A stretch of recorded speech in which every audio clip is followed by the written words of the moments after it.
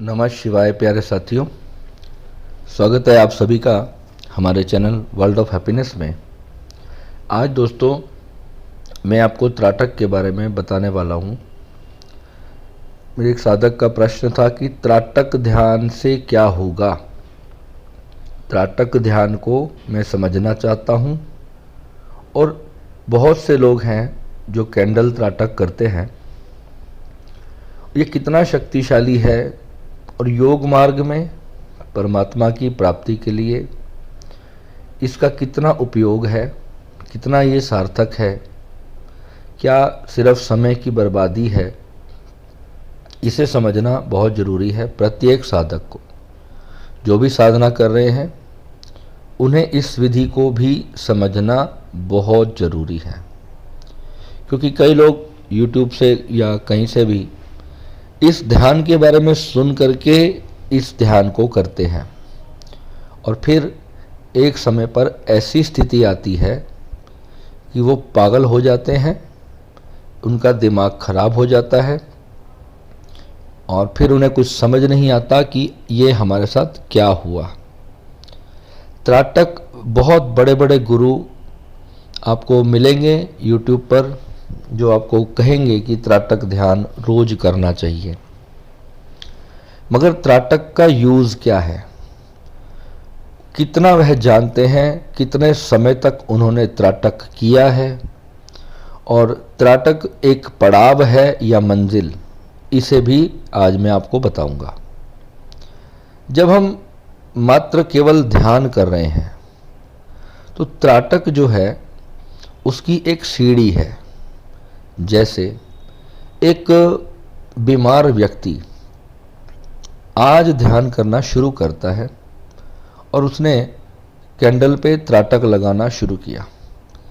पहले तो मैंने जिस प्रकार आपको चित्र में दिखाया है, त्राटक का जो सिटिंग पोजीशन है, हमें कैसे बैठना है, हमारी रीढ़ की हड्डी कैसे होनी चाहिए और जो मोमबत्ती है वो हमारी आँखों से कितनी दूरी पर होनी चाहिए और किस अनुपात में, किस ऊंचाई पर होनी चाहिए और शरीर से उसकी दूरी कितनी होनी चाहिए।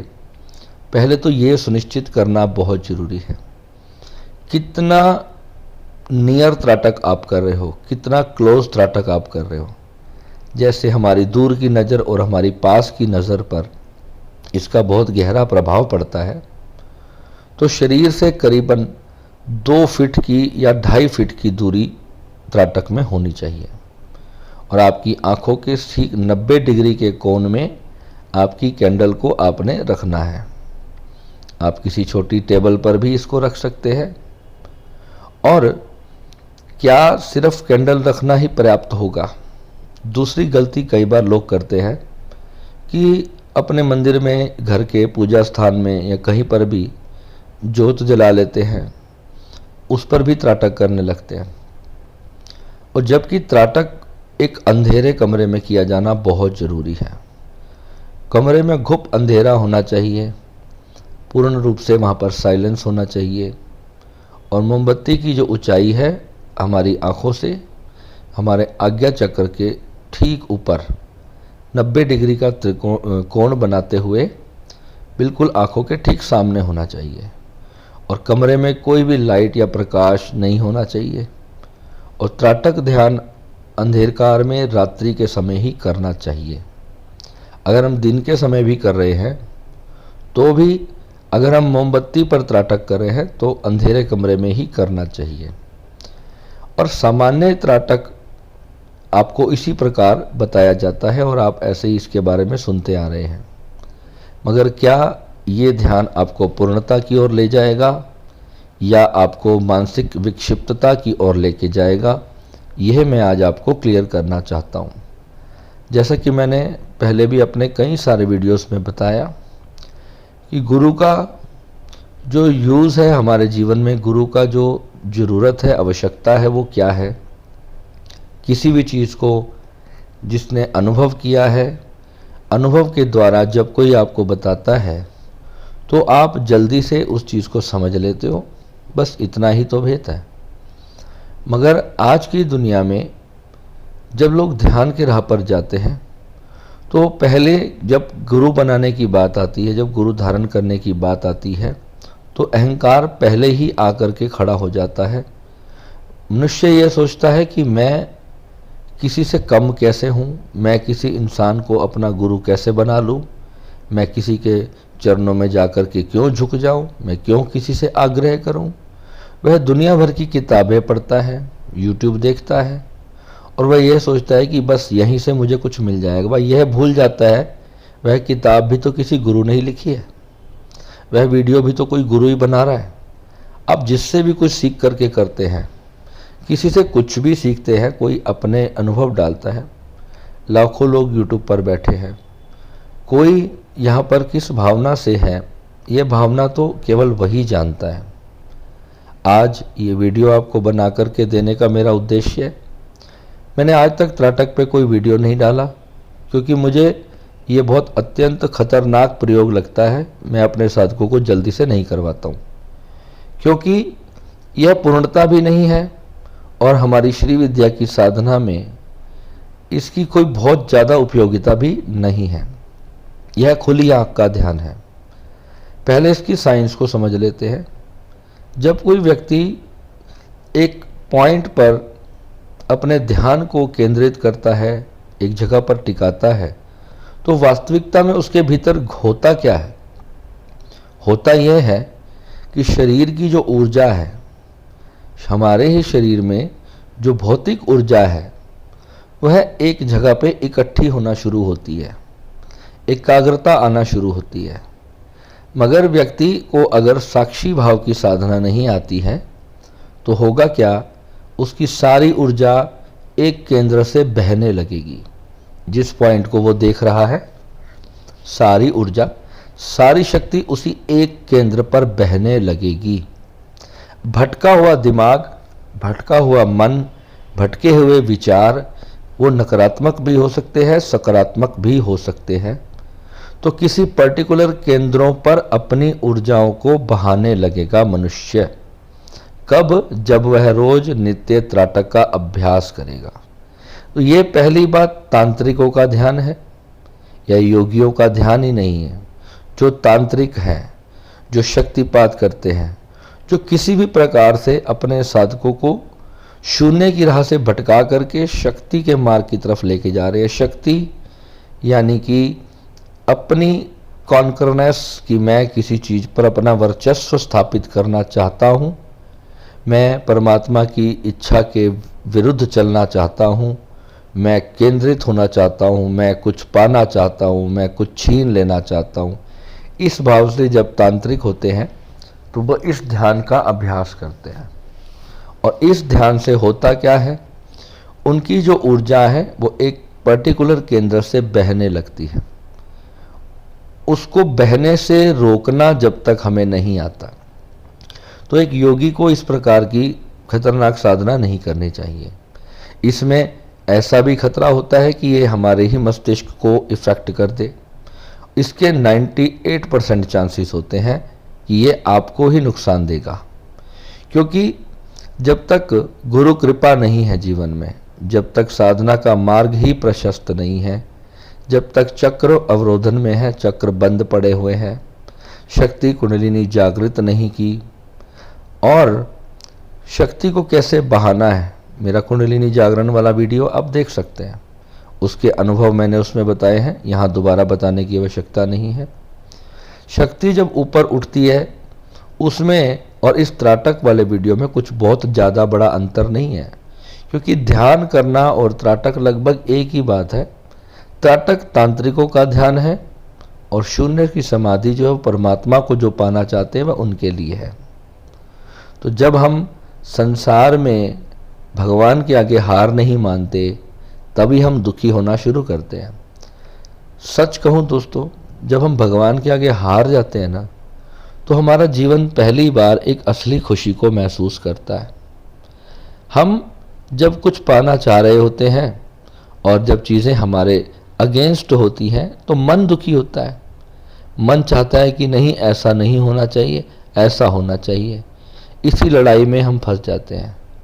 और जब हार जाते हैं, जब अहंकार मिट जाता है, अहंकार का मतलब ही यही है कि मैं जो पाना चाहता हूँ, वो जो मैं है हमारी, वो जो सब कुछ पाना चाहती है वही मिट जाए, वही ना रहे। और जब तक वो मैं है तभी तक सारा दर्द, सारा दुख, सारी तकलीफ़, सारी शिकायतें परमात्मा से या दुनिया के लोगों से, अपने रिश्तों से, माता पिताओं से, अपने बच्चों से, अपने परिवार से, अपने जितने भी नाते हम संसार में बनाते हैं, चाहे वो प्रेम संबंध हो, चाहे वो नफ़रत के संबंध हो, जब लोगों से हमें शिकायतें होती हैं क्योंकि हम उनसे कुछ पाना चाहते हैं और जब हमें नहीं मिलता तो हम दुखी हो जाते हैं। फिर उसके लिए इस प्रकार की साधनाएं और इस प्रकार की चीज़ें लोग करने लगते हैं। और जबकि हारने का समय आ गया है, परमात्मा भगवान भोलेनाथ जब हमें अपने अनंत स्वरूप का दर्शन कराने चलते हैं तो सबसे पहले वह हमारे अहंकार को ही तोड़ने का कार्य करते हैं। जब गुरु हमारे अहंकार को तोड़ता है तो वह बहुत ज़्यादा पहले अहंकार को बढ़ा भी देता है। पहले बढ़ाएगा और फिर तोड़ेगा, उतना ज़्यादा दर्द होगा, उतनी ज़्यादा तकलीफ़ होगी, और फिर जब हम निखर के उससे बाहर निकलेंगे वही वास्तविकता में हम होंगे। इस संसार में हमारे आने का प्रयोजन जो है वह केवल आनंद को पाना है।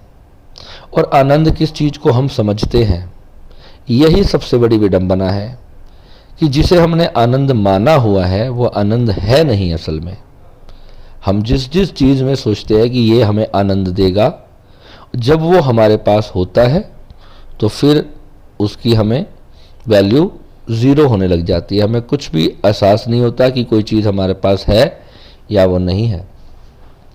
और जब वो खो जाती है तो फिर मन उसके अगेंस्ट भागने लगता है, उसके पीछे भागने लगता है, क्योंकि अब उसे ये एहसास होता है कि अब वह वस्तु मेरे पास नहीं है।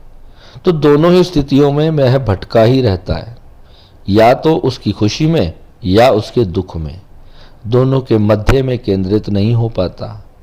इसके मध्य में आने के साक्षी को जागृत करने का अगर बच्चों वाला ध्यान मैं कोई कहूँ तो वो त्राटक है। अगर योगी पुरुष या कोई गुरु आपको ये ध्यान करने की सजेशन देता है तो मैं समझता हूँ कि वह गुरु ही नहीं है, क्योंकि गुरु को किसी को त्राटक करवाने की आवश्यकता ही नहीं होती। गुरु की दीक्षा पर ही साधक जाग जाता है और दीक्षा के दिन ही उसके भीतर माँ भगवती जागृत हो जाती हैं। त्राटक वह लोगों के लिए है जो बिना गुरु के साधना करना चाहते हैं, जिनका अहंकार इतना ज़्यादा प्रबल हो चुका है कि वह गुरु की शरण में जाना ही नहीं चाहते। तो उन लोगों के लिए फिर त्राटक भी है, प्राणायाम भी है, योग भी है, ध्यान भी है। उनके लिए उछल कूद सभी प्रकार की फिर ड्रामेबाजी उन लोगों के लिए है। और मात्र केवल जो सद शिष्य है, जो सिर्फ जिसका प्रेम किसी गुरु से हो गया और वह गुरु भी जागृत है, यहाँ दोनों चीज़ें पूरी होना आवश्यक है।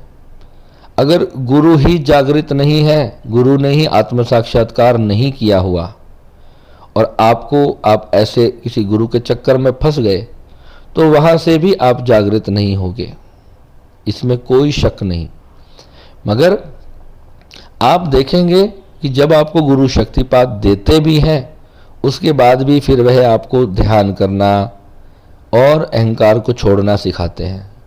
रीज़न क्या है कि जो गुरु तुम्हारा मालिक बनना चाहता है वह पहले तुम्हें शक्तिपात देगा, क्योंकि वह जानता है कि किस प्रकार तुम्हारे मन को मैं मोह लूँ, किस प्रकार मैं तुम्हें अपना दास बना लूँ, किस प्रकार मैं तुम्हें अपना गुलाम बना लूँ, फिर आजीवन तुम्हारे ऊपर मैं राज करूँ।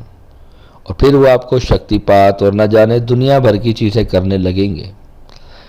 जब गुरु किसी ऐसी भावना के बिना साधक को बताए, बिना साधक को शो किए उस पर अपनी कृपा करना शुरू कर देता है, साधक को पता भी नहीं चलता और धीरे धीरे उसकी जर्नी को आगे लेते चलता है, तो ऐसा साधक एक दिन परम मुक्ति को प्राप्त होता है। अब ये परम मुक्ति वास्तव में है क्या? हम लोग समझते हैं कि ये शरीर को छोड़ देने से जब हम मर जाएंगे तो ध्यान करते करते एक ऐसी अवस्था आएगी कि दोबारा हमारा जन्म नहीं होगा और दोबारा हमारा मरण नहीं होगा। यह मुक्ति नहीं है। मैंने पहले भी एक वीडियो में बताया कि जब तक किसी व्यक्ति ने शरीर पूरी रूप से छोड़ नहीं दिया वह तुम्हें मोक्ष का ज्ञान नहीं दे सकता। जो अपने शरीर में बैठा है और तुमसे मोक्ष की बात करता है वह महामूर्ख है और महापाखंडी है। ना उसने परमात्मा को जाना है और ना ही वह कभी जान पाएगा जो मोक्ष के लिए भाग रहा है। मोक्ष शब्द का मतलब सिर्फ इतना है कि संसार के प्रति तुम्हारा मोह नष्ट हो जाए। अब मुझे आप बताएं कि जिनसे आप प्रेम करते हैं उनसे आपको भागना सिखाया जाता है, उनसे दूर हट जाना सिखाया जाता है। इसमें होता क्या है, तुम मोह को नष्ट करने के प्रयास में उस मोह को नफरत में परिवर्तित कर लेते हो। यानी कि अपने ही रिश्तों से, अपने ही चीज़ों से, अपनी ही उन प्यारी वस्तुओं से जब विमुख हो जाते हो, भागने लगते हो, कोई चीज़ जब तुम्हारे मन को पकड़ने लगती है तो तुम उसको छोड़ देते हो। ऐसे समय में एक व्यक्ति सिगरेट पीता है, उसे सिगरेट से बहुत प्यार है, वो सिगरेट पीता है, वो रह नहीं सकता उसके बिना, उसको सिगरेट का एडिक्शन है। अब उसे उसको छोड़ना है तो वो छोड़ने के प्रति जब भागने लगेगा तो वो छोड़ नहीं पाएगा। अब बलपूर्वक छोड़ देगा, कसम खा लेगा कि आज के बाद मैं सिगरेट नहीं पीऊँगा, और वो नहीं भी पिएगा, मगर कहीं ना कहीं वह सिगरेट से कनेक्टेड ज़रूर है। अब वहाँ पर क्या मन से सिगरेट छूट गई? क्योंकि मन से तो वह सिगरेट से ही बंधा हुआ है, वह सिगरेट छूटी नहीं। सिगरेट पीते हुए भी वह ऐसी अवस्था में रह सकता था कि वह सिगरेट से कनेक्टेड ना हो, सिगरेट के मोह पाश में ना फंसा हो। बस कभी उसका मन करता है तो सिगरेट पी ली और कभी नहीं कर रहा है तो नहीं। वह जानता है मुझे नुकसान दे रही है, फिर भी उसने उसकी आदत तो डाली ना। अब उसको धीरे धीरे ऐसे होशपूर्वक पीना चाहिए कि वह देखता है ये पीने से मुझे क्या प्राप्त हो रहा है, ये पीने से मुझे क्या आनंद मिल रहा है जो मुझे बार बार इसकी तरफ मेरे शरीर को लेकर के जा रहा है। तब तो वह उससे पीते हुए भी उससे मुक्त रहेगा। अगर वह भागने लगा या उसे पकड़ने लगा तो कभी मुक्त नहीं हो पाएगा। तो मोक्ष का मतलब केवल इतना ही है। और त्राटक विधि में जब हम अपने साक्षी का जागरण करते हैं तो यह कई बार बहुत खतरनाक भी होता है। मैंने पहले भी बताया करीबन 50-50 का मामला है। कई लोग ऐसे होते हैं जिनके पूर्व जन्मों के प्रारब्ध कर्म बहुत अच्छे होते हैं, उनका साक्षी जागरण बहुत जल्दी से हो जाता है और उन्हें चक्रों में डिसबैलेंस की चीज़ें नहीं फील होती और वह जल्दी मुक्त हो जाते हैं, जल्दी जागृत हो जाते हैं। मगर क्या यह परमात्मा को पाना है? क्या ये माँ भगवती और शिव की साधना है? क्या इससे भगवान शिव की प्राप्ति होगी? नहीं होगी। इससे केवल मात्र हमें यह पता चलेगा कि हमारे शरीर के भीतर एक आध्यात्मिक ऊर्जा है जो इस संसार को चला रही है। अब उस ऊर्जा से हमें क्या करना है, कैसे चलना है और कैसे उस परम अवस्था तक उसको पहुंचाना है और कैसे फिर मिटने की साधना करनी है। पहले तो यही नहीं पता कि हम हैं कौन, हम शरीर हैं या आत्मा है। अधिकांश लोगों को आत्मा का अनुभव नहीं है, हमेशा अपने आप को शरीर की तरह ही जी रहे हैं। दुनिया की चीज़ें, दुनिया की ज़रूरतें और दुनिया की जो रिस्पॉन्सिबिलिटीज़ हैं उसी में अपना पूरा जीवन नष्ट करने के बाद मृत्यु के दिन उन्हें एहसास होता है कि यह मैंने क्या किया। यह 99.99% लोगों का जीवन होता है। मात्र 0.001% कोई 1 करोड़ों में जो जीवन की व्यर्थता को देख लेता है तो फिर वह इस रास्ते पर चलता है, वह अपनी आत्मा को पाने की चेष्टा करता है। वह ध्यान से कोई संसारिक वस्तु पाने की चेष्टा में ध्यान नहीं करता है। उसको ध्यान में आने का उसका मकसद केवल इतना होता है कि मैं परमात्मा को पाना चाहता हूं। अब वहां जब उसे गुरु उसके जीवन में आते हैं तो फिर वो गुरु को ही पकड़कर बैठ जाता है। गुरु एक टीचर है, गुरु के पास एक सिलेबस है, उसने वो सिलेबस तुम्हें देना है और वह सिलेबस तुम्हें पढ़ाएगा, तभी तुम अपनी परीक्षा में पास हो सकोगे। ये होगी सामान्य ध्यान प्रक्रियाएं।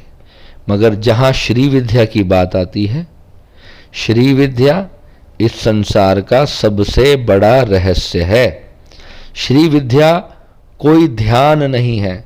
अगर आप हमारे पास वर्ल्ड ऑफ हैप्पीनेस में ध्यान करने के माध्यम से जुड़े हैं तो मैं आपको कहूंगा आज ही छोड़ दें, क्योंकि उसके लिए तुम्हारे को ब्रह्मांड में बहुत सारे गुरु मिल जाएंगे जो तुम्हें यूट्यूब पे ध्यान सिखाएंगे, मेडिटेशन सिखाएंगे, अपने मन को मुक्त करने के मार्ग सिखाएंगे। श्री विद्या इज नॉट फॉर मुक्ति। श्री विद्या माँ आदिशक्ति और भगवान भोलेनाथ की परम साधना है। इनकी कृपा, इनका अनुभव करने की, इनसे कनेक्ट होने की और इनकी कृपा प्राप्त करने की साधना जो है वह श्री विद्या है। और माँ भगवती साधना से प्राप्त नहीं होती, माँ भगवती प्रेम से प्राप्त होती है। और माँ की जब दया होती है, जिन्होंने माँ के अनुभव किए हैं और माँ का साक्षात्कार जिनको हुआ है, वह तुम्हें ये बात कह सकते हैं। और जो मूर्ख गुरु होते हैं वह कहते हैं कि भगवान होते ही नहीं है, वह कहते हैं ऊपर भगवान ही नहीं होते हैं। अब मैं किसी बहुत बड़े बड़े गुरुओं का यहाँ पर नाम लेकर के उन्हें शर्मिंदा नहीं करना चाहता। मेरा कहने का मकसद सिर्फ इतना है, जिन्हें माँ भगवती की कृपा प्राप्त नहीं हुई और ना ही उनको हो सकती है, जो ये मान करके साधना में उतरते हैं कि भगवान होते ही नहीं, भगवान है ही नहीं, सब शून्य है, तो मैं उन मूर्खों से ये पूछना चाहता हूं कि शून्य है तो तू कैसे प्रकट हुआ? प्रथम पुरुष कहां से आ गया? प्रथम स्त्री कहां से आ गई? वो जो शून्य है वो वास्तविकता में क्या है? वो जो ब्लैक होल है जिसमें सारा संसार समा जाता है, वो ब्लैक होल वास्तव में क्या है? ब्लैक होल में तो समाता है सारा संसार। जो भी वस्तु, जो भी ग्रह, जो भी तारामंडल, नक्षत्र, कुछ भी चीज़ है ब्लैक होल के सामने आ जाती है तो ब्लैक होल उसे अपने अपने भीतर खींच करके, नष्ट करके भीतर ही कहीं गायब कर देता है। यानी कि एक जीरो में चला जाता है, सब कुछ खत्म हो जाता है। फिर ये संसार आता किस होल से है? ये संसार कहीं से आता भी है। जहां ये संसार कहीं जाता है तो कहीं से आता भी है। और पूरा ब्रह्मांड में जो कॉन्शियसनेस है वही आप और मैं और हम सब हैं। तो ये संसार निरंतर प्रकट हो रहा है और निरंतर विलीन हो रहा है। यानी कि सब कुछ पैदा भी हो रहा है और समाप्त भी हो रहा है। अब इसके पूरी प्रक्रिया का नाम ही संसार है। अब ये जो ध्यान विधियां हैं, ये ध्यान विधियां इसलिए हैं कि हम जब बिना गुरु के हम कोई साधना कर रहे हैं तो फिर ये विधियां हमारी सहायक हो सकती हैं। मगर मैं यहाँ पूछूंगा कि ये विधि आपको दी किसने? त्राटक के बारे में आपने कहाँ से सुना? किसी ने कहीं लिखा, किसी ने कहीं इस पे कोई वीडियो किया या कोई ग्रंथ में लिखा या किसी शास्त्र में लिखा, तो ही तो आप कर पा रहे हैं। तो गुरु के बिना क्या आप कर पाए? यदि आप प्रथम इंसान होते दुनिया के तो त्राटक विधि आपने कैसे की? यहीं से शुरू होता है भगवान शिव का खेल। क्योंकि भगवान शिव ने विज्ञान भैरव तंत्र में जो 112 विधियां दी हैं वह केवल अपने को जानने के लिए दी है। स्वयं की चेतना को पहचान सकने के लिए भगवान ने वह सारी विधियां हमें दी। क्योंकि जो प्रथम पुरुष है वही वास्तविकता में परम योगी हुए। वही भगवान शिव जिन्हें आप आंख मूंदे समाधि में बैठे देखते हैं, वह प्रथम भगवान शिव है। और वह साक्षात स्वरूप में निरंतर समाधि अवस्था में, जिसे हमारे शिव योग मार्ग में भगवान महामृत्युंजय के नाम से पुकारा जाता है। भगवान महामृत्युंजय का स्वरूप इतना विराट है इतना विराट है कि आप कल्पना भी नहीं कर सकते। और जो मुक्ति का मार्ग है वह वही मार्ग है जहाँ से इस संसार को छोड़ करके हम परम बिंदु में विलीन हो जाते हैं, वही परम मुक्ति है। मगर क्या वहाँ पर जाने के बाद हम अस्तित्व में नहीं रहेंगे? हम डिसअपीयर हो जाएंगे? वो जो डिसअपीयर हो गई चेतना, तो फिर वो कहाँ रहेगी? उसका अस्तित्व क्या रहेगा? डिसअपीयरनेस इज एन अपीयरनेस। जब कुछ डिसअपीयर होता है तो जो बचा है वही अपीयरनेस है।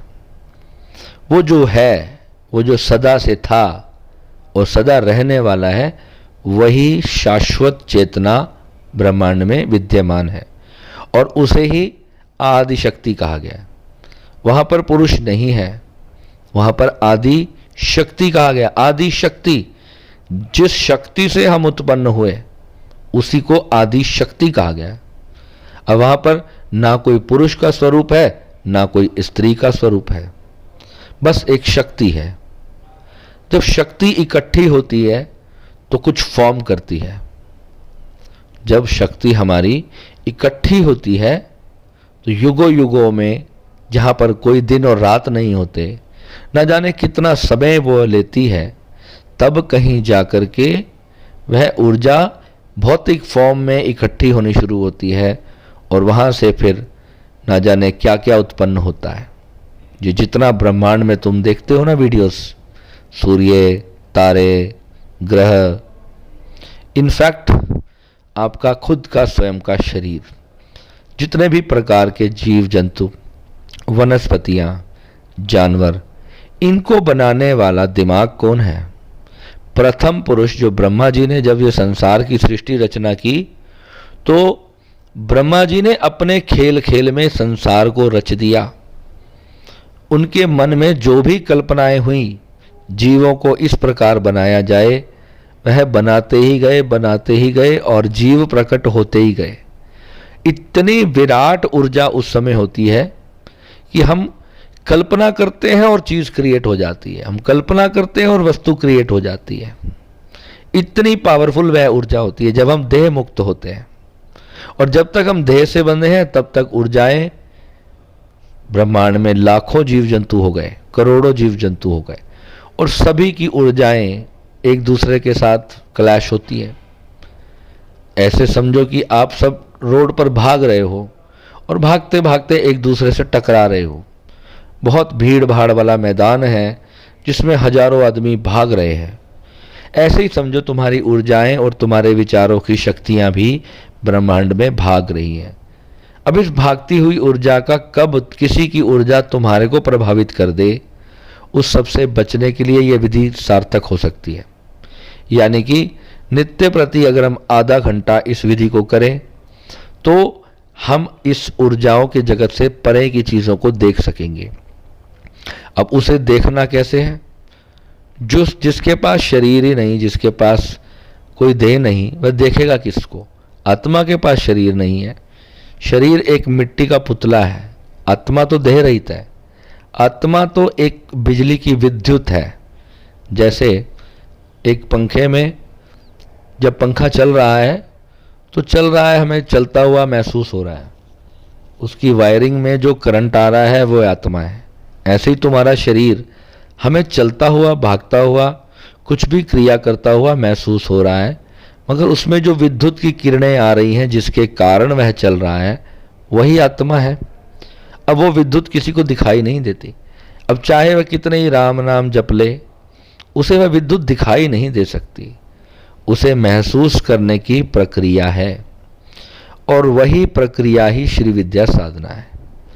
और वहाँ उस अवस्था में आने के बाद जो परम शक्ति हमसे पहले जुड़ती है, जिनकी कृपा से हम इस ब्रह्मांड से परे के ब्रह्मांडों को देख सकते हैं, जिन्होंने हमारी रचना की, उस परमात्मा साक्षात भगवान को जब हम अनुभव करते हैं तब हमें पता चल पाता है कि हम बहुत छोटे से जीव हैं और भोलेनाथ बहुत विराट। जब भगवान की माँ की कृपा हमारे पर होती है तभी गुरु हमारे जीवन में आते हैं और तभी हमें उस पूर्ण ज्ञान की प्राप्ति होती है। नहीं तो अधिकांश लोग केवल ध्यान में, अनंतनाद में और इन्हीं चीज़ों में अटक कर रह जाते हैं। अनंतनाद भी उस अवस्था में जाने की सीढ़ी है। अनंतनाद की साधना भी उस अवस्था में जाने की सीढ़ी है जहां तुम स्वयं भोलेनाथ हो जाओगे, जहां तुम स्वयं भोलेनाथ हो जाओगे। संसार के भोग, विषय, वासनाएं, ये सब बहुत प्यारी हैं अगर तुम सकारात्मक हो तो, और यही तुम्हारे विनाश का कारण बन सकती हैं अगर तुम सोए हुए हो। अगर तुम जागे हुए हो तो सब बहुत सुंदर है। और पहली शर्त प्रेम है। तुम कहते हो गुरुजी प्रेम को समझा दो कि प्रेम क्या शब्द है। प्रेम कोई समझा नहीं पाएगा। प्रेम जिसने किया है और जिसे प्रेम जिसके भीतर होता है। खुशबू सिर्फ गुलाब से ही आ सकती है। अच्छे अच्छे जो सुंदर सुंदर फूल होते हैं ना, खुशबू उन्हीं में से आती है, गंदगी में से खुशबू नहीं आ सकती। अब गंदगी पूछे कि खुशबू कैसी होती है, अब गंदगी को नहीं समझाया जा सकता कि खुशबू क्या है, कि गुलाब की महक क्या है। गोबर, इंसान का मल अगर पूछे कि गुलाब की फ्रेगनेंस कैसी होती है, मेरे में से भी ऐसी फ्रेगनेंस उठ सकती है क्या, तो नहीं उठ सकेगी, क्योंकि उसका स्वभाव ही नहीं है। उसके जन्म में जो उसने प्राप्त किया है वह अपने उस कर्म से ही उस दोष को लेकर के पैदा हुआ है। उसे प्रेम की सुगंध नहीं आ सकती। जो वासना में अपनी भौतिक शरीर की गंदी वासनाओं में उलझा है वह कभी प्रेम को जान ही नहीं सकता। मैंने बहुत उचित उदाहरण दिया कि गंदगी नहीं जान सकती गुलाब का फूल की महक, तो गंदगी को गुलाब कैसे होना पड़ेगा? क्या कोई ऐसी प्रक्रिया नहीं कि वह गंदगी फिर से गुलाब हो सके? बिल्कुल है। आपको पता है जब कहीं कूड़ा इकट्ठा हो जाता है तो उसको रिसाइकल कैसे किया जाता है? उस सबको धरती में गाड़ दिया जाता है, मिट्टी में मिला दिया जाता है, और मिट्टी में मिलने के बाद सब कुछ समय के साथ साथ मिट्टी में परिवर्तित हो जाता है। यानी गंदगी जो हमने अपने ऊपर मल ली है, अपने आप को जो गंदगी से हमने भर लिया है, जब हम अपने आप को ही मिट्टी में मिला देंगे तो फिर हम मिट्टी हो जाएंगे, और फिर संभावना होगी उस मिट्टी के गुलाब होने की। जब वहाँ कोई बीज डालेगा तो फिर वही मिट्टी गुलाब बनकर के प्रकट होगी। अब यहाँ से मैं कुछ भी तुम्हें किसी किताब में से कोई कहानी पढ़ कर के नहीं सुना रहा हूँ। मेरा विषय त्राटक से शुरू हुआ था, और जब परमात्मा कुछ बोलता है तुम्हें तो बस वही बोलता है, वहाँ पर मेरी हस्ती भी नहीं होती। यकीन मानना, परमात्मा सिर्फ तुम्हें प्रेम ही समझाना चाहता है कि प्रेम वास्तविकता में क्या है। और प्रेम इतनी प्यारी, इतनी अनकंडीशनल, इतनी सुगंधित वस्तु का नाम है। जब प्रेम होता है तो ही हम जान सकते हैं। मगर हम इतने ज़्यादा क्रोध से भरे हैं, इतना घमंड छाया है हमारे ऊपर कि हम एक बूंद प्रेम की देते हुए किसी को उसकी पात्रता को 1000 बार तोलने मोलने की कोशिश करते हैं। अरे हम इतना भी नहीं जानते कि हम सब वास्तविकता में ये जो कठोरता हमारे भीतर आ गई है, ये कैसे आ गई है। प्रेम के अभाव में ही कठोरता ने जन्म ले लिया है। ये गुलाब जो हमारा परमात्मा ने हमें बच्चे के रूप में जिस दिन जन्म दिया था, हम बहुत प्यारे थे, हम बहुत प्यार करते थे सबको। एक बच्चा अगर किसी जहरीले बिच्छू को भी देख ले तो उसे पकड़कर चूमने की कोशिश करता है, उसे मारता नहीं वो, क्योंकि उसका स्वभाव ही नहीं है मारने का। वह इतना निष्पाप है, उसके भीतर जो क्या है जो जगा हुआ है, उसके भीतर जब कोई विचार नहीं, कोई भाषा नहीं, कोई ज्ञान नहीं, तो उस वक्त वो बच्चा जीता जागता परमात्मा है। वो सिर्फ प्रेम करता। उसकी जो मुस्कान है वो बिना कपट की, उससे किसी से कुछ पाने छीनने की भावना से रहित होकर के जब हम उस बच्चे को गले लगाते हैं तो हमें भी वैसे ही प्रेम से गले लगाता है। अब वहाँ उस बच्चे में कोई वासना नहीं है। अब उसे कोई स्त्री उसका चुम्बन ले ले तो उसके भीतर कोई वासना नहीं जग रही है। बस उसे इतना प्यारा सुंदर सा एहसास होता है कि हाँ, मुझे कोई प्रेम कर रहा है, कोई मुझे प्रेम कर रहा है, मैं भी, मुझसे भी प्रेम बह रहा है। अब धीरे धीरे बच्चा बड़ा होता है, जब हार्मोनल चेंजेस उसके शरीर में आने शुरू होते हैं, जब उसकी इंद्रियां जागृत होना शुरू होती हैं, जब काम इंद्री जागृत होती है तो उसको काम की इच्छा जागृत होती है, वह काम में उतरना चाहता है। और वहाँ से जब काम की इच्छा पूर्ति नहीं होती तो वह फिर क्रोध की तरफ जाना शुरू होती है, वह अहंकार की तरफ जाना शुरू होती है। अगर बचपन से ही बच्चों को प्रेम का वातावरण दिया जाए तो बच्चे कभी भी कामी नहीं होंगे, बहुत शांत रहेंगे, उनका मन अनंत प्रेम को प्राप्त करेगा। अब जब हम कुंडलियां देखते हैं किसी की, तो जो पंचम भाव हमारे जीवन में कुंडली का होता है वही दर्शाता है कि पूर्व जन्मों से हम गंदगी लेकर के आए हैं या हम पुष्प की सुगंध लेकर के आए हैं अपने जीवन में। जब पंचम भाव में शुभ ग्रह होंगे तो व्यक्ति बहुत प्रेमी होगा, प्रेम करेगा। वहीं जब पाप ग्रह होगा तो फिर वहाँ पर उसके मन में अहंकार भी होगा, उसके मन में सभी प्रकार की कटुताएं होंगी और उसी की उसे साधना करनी है। पंचम भाव अगर प्रभावित है तो इससे हम अपने आप को समझ सकते हैं हमारा मन कितना दूषित है, कितना कठोर है। अगर ये हमने समझ लिया तो फिर हम साधना की तरफ जाएंगे। त्राटक हमारे मन को और ज़्यादा कठोर करने की साधना है। हमें कठोर नहीं होना है, हमें डिसॉल्व होना है। हमारी जितनी भी विधियाँ, जितनी भी थेरेपीज और श्री विद्या साधना, खास तौर पे इसके जो 48 स्टेप्स मैंने आपको दिए हैं, एक एक कदम जो मैं आपको बढ़ाते बढ़ाते आगे लेकर के जा रहा हूँ, वो कहीं पूर्णता की ओर तुम्हें लेकर के जा रहा है। और उसमें जैसे जैसे तुम आगे निकलते चले जाओगे, तुम अंत श्रेणी में अहंकार मिटने को प्राप्त होगे। जब मैं कोई दान करने को कहता हूँ तो वहाँ पर भी कुछ ना कुछ चेंज किया जा रहा है, हमारे ही अपने ऑरा में, हमारी ही कुंडलिनी के लिए रास्ता बनाने के लिए। जो चीज़ें, जो भार हमने ऊपर उठाया अपने मन के ऊपर, जब तक मन की कठोरता मेल्ट नहीं होगी तब तक हम अहंकार शून्य नहीं हो सकते। और जब हम अहंकार शून्य होंगे, यानी कि जब हम होंगे ही नहीं, यानी हमारी मैं पूरी तरह से मिट चुकी होगी, तो जो बचेगा वही प्रेम है। प्रेम कोई स्त्री पुरुष का पर्टिकुलर या किसी बच्चे का पिता से, माता से या किसी संबंधी का अपने संबंधी से प्रेम नहीं होता है, वह संसारिक प्रेम है। और जो अंतरिम दशा है प्रेम की, वो तो जैसे धूप का स्वभाव है गर्मी, तो वैसे ही हमारे प्रेम का स्वभाव है एक बहुत प्यारा एहसास जो प्रत्येक व्यक्ति हमारे जीवन में आएगा। जो प्रत्येक व्यक्ति हमारे जीवन में आएगा वह हमारे भीतर से उठते हुए प्रेम को महसूस करेगा। अगर वह कपट के भाव से आएगा तो उसको वही हमारे आईने में से दिखाई देगा। जो वो खुद है वही उसको दिखाई दे रहा है। इस अस्तित्व की सबसे बड़ी प्यारी बात यही है कि जैसा वो व्यक्ति खुद है उसे सब वैसे ही दिखाई दे रहे हैं। अगर हम कहीं हमारी एनर्जी किसी के साथ जब ऑपोजिट हो जाती है तो हमें समझना ही यही है कि अस्तित्व नहीं चाहता कि हम अब उस व्यक्ति के साथ और रहें।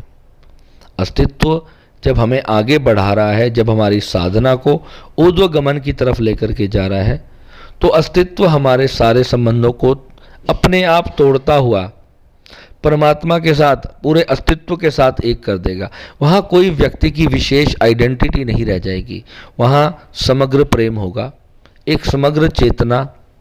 वहाँ पर जब आप ही हो तो अपने आप से ही आप कभी नफरत नहीं कर सकते, वह सिर्फ प्रेम होगा। अब उस चेतना का कोई हिस्सा अगर तुमसे प्रेम करने लगे तो वह एक प्राकृतिक घटना है, बस, इससे ज़्यादा फिर कुछ नहीं। कोई हिस्सा तुमसे नफरत करने लगे, कोई तुम्हें गालियां देने लगे, कोई तुमसे जलने लगे, ईर्ष्या करने लगे, तो कुछ नहीं है। ये प्रकृति की जो एनर्जी के दो रूप हैं, एक पॉजिटिव है, एक नेगेटिव है। वही कभी पॉजिटिव हो जाती है और वही कभी नेगेटिव हो जाती है। और नकारात्मकता बहुत सरल है। नकारात्मक होने में हमें आनंद मिलता है, क्योंकि हमारा अहंकार प्रबल होता चला जाता है, हमारी मैं और स्ट्रांग होती है, और जितनी मैं स्ट्रांग होती चली जाती है उतने हम और नकारात्मक होते चले जाते हैं। सकारात्मकता में हमारा मिटना घटित होता है, हमारे से सब छीन लिया जा रहा होता है और हम मिटना नहीं चाहते। वहीं से यह समस्याएं शुरू होती हैं। त्राटक किसी व्यक्ति को करना हो, बेशक कर सकता है, मगर अगर वो मेरा साधक है, मेरे मार्ग में जुड़ा है, तो जब त्राटक भी करवाया जाएगा तो उसी समय पर करना है, उतनी ही देर तक करना है, उतने ही केवल दिनों तक करना है। जब तीसरी क्लास पार हो जाएगी, जब चौथी में आ जाएंगे, तो फिर तीसरी क्लास का कोई काम हमारे जीवन में नहीं रह जाता है। और हमें तो पीएचडी करनी है, तो जब पीएचडी करनी है तो तीसरी क्लास को पकड़े नहीं रहना है। तो त्राटक एक अच्छी साधना मैं कहूँगा, मगर इसका इस्तेमाल साधक की भांति हमें आना चाहिए कि हमें कब कब इसका इस्तेमाल करना है। और मेरे साधक ने अगर इच्छा जागृत की है तो मैं इसकी पूर्ण विधि विधान अपने जो लाइफ टाइम मेंबरशिप वाला हमारा ग्रुप है उसमें मैं आपको बना करके अवश्य दूंगा। आज मैं दुनिया को केवल त्राटक के बारे में समझाना चाहता था कि त्राटक भी हमारे ही अहंकार को पुष्ट करता है, हमारी ऊर्जा को इकट्ठा करता है हमारे ही भीतर। फिर कोई गुरु आपको कहता है कि इससे तुम्हारी कुंडलिनी जागृत हो जाएगी और इससे तुम्हारा सहस्त्रार खुल जाएगा, उसके बाद क्या करोगे? उसके बाद फिर तुम अपने आप को भगवान मान लोगे, फिर भगवान शिव कहीं गायब हो जाएंगे, माता रानी गायब हो जाएगी, फिर वो गुरु खुद को ही भगवान बोलने लगेगा, फिर वो दूसरों को भी यही सिखाने लगेगा, मूर्ख। क्योंकि जो खुद देखेगा वही दूसरों को सिखाएगा, जो खुद अनुभव करेगा वही दूसरों को सिखाएगा। जिसके जीवन में परम संत आए नहीं वह भगवान को कभी जान ही नहीं पाए। जिन्होंने भगवान से प्रेम किया है, भगवान प्रेम के बिना नहीं मिलते हैं। भगवान प्रेम के बिना नहीं मिले आज तक किसी को। अब तुम्हारा प्रेम किसी से भी हो, चाहे फिर कृष्ण से है, चाहे राम से है, चाहे माता रानी से है, किसी से भी क्यों ना हो। अब कोई कहे मैं किससे प्रेम करूं? अरे किसी इंसान से ही कर लो। प्रेम के बिना तुम जान नहीं सकते अस्तित्व को। प्रेम तो प्रेम है, और जब प्रेम होगा तो बस तुम मिट जाओगे, और तुम मिटोगे तो फिर जो है वह अस्तित्व है, वही परमात्मा है। और वहाँ से तुम्हारी जर्नी प्रारंभ होगी शिवत्व की। फिर तुम समझोगे कि ये ऊर्जाएं कैसे काम कर रही हैं। फिर तुम अपने शास्त्रों को समझोगे कि भगवान शिव कौन है, हनुमान जी कौन है, राम जी कौन है, ये जितने देवी देवता हैं वो सब कौन है, वो कैसे काम कर रहे हैं ब्रह्मांड में, राहु केतु शनि महाराज ये सब कैसे काम कर रहे हैं। तब तुम इस ऊर्जाओं को जान पाओगे। उस अवस्था के जाने के बाद तो आपको ये दिखना शुरू होता है। अगर कोई गुरु ब्रह्मांड का ज्ञानी हो गया, आप उससे पूछो कि पंचांग लिख के दिखा दे, कुछ ब्रह्मांड की अद्वितीय घटना बता दे, वहाँ वो जीरो हो जाएगा, वहाँ कुछ बता नहीं पाएगा आपको। बस वो कहेगा मैं तो शून्य हूँ, इसी प्रकार की बातें करेगा। वह तुम्हें कुछ ब्रह्म ज्ञान नहीं दे पाएगा, वह ये नहीं बताएगा, काल गणना नहीं कर पाएगा, क्योंकि अभी जर्नी बहुत शेष है, उसे खुद को ही नहीं पता मूर्ख को। मैं बार बार मूर्ख क्यों बोल रहा हूँ? इसलिए बोल रहा हूँ क्योंकि वह जो भटके हुए हैं वो दूसरों को भटकाने का जब काम करते हैं, खुद तो मरे मरे दूसरे को ले मरे, वो काम नहीं करना चाहिए। जितना पाया उतना ही बताओ, शास्त्र के अगेंस्ट कोई बात मत करो। जो लाखों साल पहले दिए गए शास्त्र हैं तो उसको जब तक तुम प्रमाणित रूप से नहीं जान लो तब तक शास्त्र का खंडन करना महामूर्खता है। और आजकल मैं देखता हूं रोज कोई नया गुरु हमारे शास्त्र का खंडन करने में लगा है। कोई कहता है राम ही नहीं थे, कोई कहता है कृष्ण थे ही नहीं, कोई कहता है हनुमान जी थे ही नहीं। अरे जिन मूर्खों ने कोई अनुभव नहीं किया तो वही तो ये बातें करते हैं। अगर हमने अभी तक अनुभव नहीं किया तो हमें ये भी कहने का अधिकार नहीं कि हनुमान जी नहीं होते। अगर हमने अनुभव किया है तो हम ये बता जरूर सकते हैं कि हाँ हनुमान जी होते हैं। मगर क्या प्रमाण दे सकते हैं? प्रमाण तो वही व्यक्ति पाएगा जिसने साधना की, जिसने भगवान की भक्ति की, जिसने अपना जीवन दे दिया अपने प्रेम को।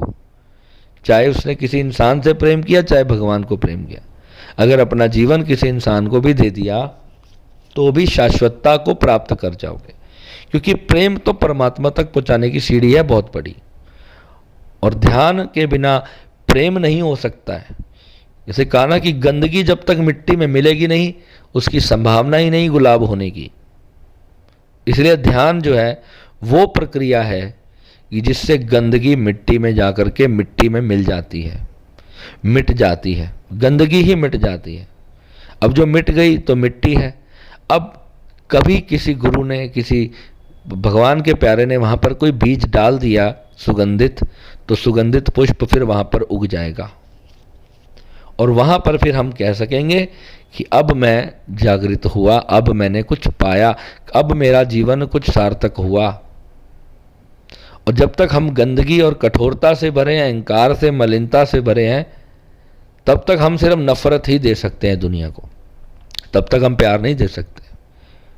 और प्रेम इतनी पवित्र वस्तु का नाम है, एक सफ़ेद पुष्प है जिस पे ओस की बूंदें चमकती हो, और चारों ओर एक बहुत सुंदर जल का स्रोत और हरियाली से भरा हुआ वातावरण, और उसमें एक अकेला सफ़ेद पुष्प जब चमक रहा हो, ऐसा साधक का जीवन होना चाहिए। वो संसार को भी जिए तो ऐसे जिए कि जैसे बस पूरा पूर्ण आनंद में है, मन में कोई कपट और छल की भावना लिए बिना। अब वो कहोगे कि भावना तो है, क्योंकि भावना इसलिए है क्योंकि अभी हम गंदगी हैं। जब तक हमारी गंदगी मिट करके गुलाब नहीं हुई, तब तक वो प्रक्रिया जारी रखनी है। यानी कि जब तक किसी दूसरे से कुछ भी छीन लेने का भावना है, देने के भाव के, एक गुलाब का फूल सिर्फ हमें खुशबू दे रहा है, हमसे कुछ ले नहीं रहा। इसी से समझ लो, एक गुलाब का पुष्प है, वो कहीं कहीं लगा है बगीचे में, वो क्या हमसे कुछ भी ले रहा है? हमारे को ही जब उससे प्रेम होता है तो हम उस पर पानी देते हैं। धूप तो उसे परमात्मा और हवा अपने आप ही मिल जाती है, परमात्मा ही उसको गुलाब को खिलाने की प्रक्रिया कर रहा है, परमात्मा ही कर रहा है। क्या वो गुलाब किसी से कुछ मांगता है? नहीं मांगता है वो, क्योंकि उसका काम है खुशबू देना। वो जो भीतर उसके बन गया है, जो भीतर उसके प्रकट हो गया है, अब वो महक कर दुनिया को जा रहा है, वो महक रहा है। अब कोई उसे तोड़ करके अपने बालों में भी लगाने की कोशिश करेगा ना, कोई उसको खाने की कोशिश करेगा, उसका गुलकंद बना के पान में डाल के उसको खा जाएगा उसको। और वही पुष्प किसी मंदिर में भी चढ़ाता है कोई, और कोई ऐसा होता है बस वो पुष्प जहाँ लगा है उसे वहीं पर देख करके वो कहता है लगा ही रहने दो, कितना सुंदर है। तो ये भावनाएं जो है हमारी, यही हमें सीखनी है, प्रेम को प्राप्त होना है। ध्यान से प्रेम जागृत होगा, और प्रेम करना सीखेंगे तो ध्यान जल्दी जागृत हो जाएगा। इसलिए कहा गया है कि सबसे पहले कि अपने मन के कपट को त्याग दो अगर ध्यान में पारंगत होना है। कोई एक चीज शुरू कर दो, या प्रेम शुरू कर दो या ध्यान शुरू कर दो। पहले मैं कहता हूं कि प्रेम से ही शुरू करो, ध्यान तुम्हें कठोर कर देगा। जब तुम प्रेम प्रेम मैं बार बार तुम्हें सिखाता हूं, उसका मतलब ही सिर्फ इतना है कि प्रेम ध्यान में जल्दी ले जाएगा। ध्यान से प्रेम जागृत बहुत धीरे होगा, मगर प्रेम से ध्यान बहुत जल्दी जागृत होगा। तो अंतिम तो ध्यान ही पाना है अंतिम तो ध्यान ही पाना है। तो बस ये जर्नी आपको करनी है। और वर्ल्ड ऑफ हैप्पीनेस स्वामी प्रेम विराट आपका दास आपके चरणों में हमेशा आपकी सेवा के लिए बैठा है। आपको जुड़ना है, आपको इस यात्रा पे अपने मार्ग को प्राप्त करना है, तो कम से कम 10 वर्ष के लिए आना स्कूल में। 10 वर्ष से पहले कोई उम्मीद मत करना, झूठी थोथी आशाएं मैं किसी को नहीं देता। और आए भी वही जो पढ़े, आए भी वही जो चले, आए भी वही जो रोज मेरे साथ जो मैं उन्हें करने की प्रक्रिया दे रहा हूं वो उसे करनी है। फिर चाहे वो घटना 10 दिन में घट जाए, ये तुम्हारा सौभाग्य होगा, चाहे 10 हफ्ते में, चाहे 10 महीने में। ये सच में भोलेनाथ की कृपा होगी। आपके गुरु की जब आप पर कृपा हो जाएगी तो आप देखोगे कि यात्रा तो 5 ही मिनट की थी, मैंने समझने में ही बहुत साल लगा दिए। खेल तो सिर्फ 5 ही मिनट का है, कोई लाखों साल तक तपस्या करने की आवश्यकता नहीं है। 5 ही मिनट में समझ सकते हो। पर तुम अपनी अवस्था को पाना ही नहीं चाह रहे, तुम वो होना ही नहीं चाह रहे जो तुम हो। ठीक है, तो इसको समझिए और आगे बढ़िए। नमः शिवाय।